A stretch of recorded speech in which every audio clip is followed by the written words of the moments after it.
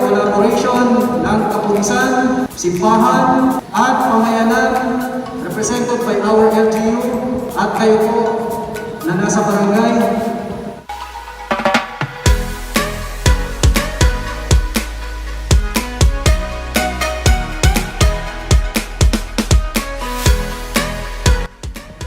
Naniniwala ako uwi tayo sa ating mga tahanan, tanggal ang takot, tanggal ang panakot, at ito ang pag-asa tayo sa ating.